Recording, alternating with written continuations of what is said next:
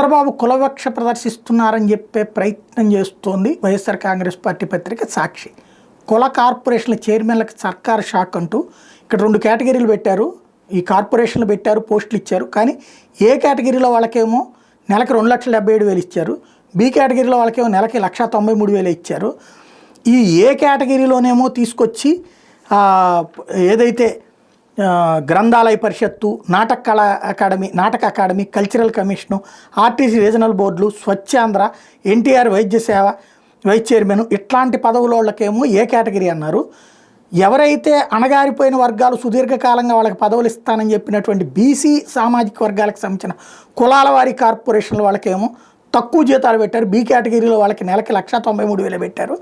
ఎవరెవరు అంటే పద్మశాలి, శెట్టి బలిజ, గవర, కళింగ, గౌడ, మాదిగ, తూర్పు కాపు తదితర కార్పొరేషన్తో పాటు ట్రేడ్ ప్రమోషన్ కార్పొరేషన్లు కూడా ప్రభుత్వం బి కేటగిరీలో పెట్టింది.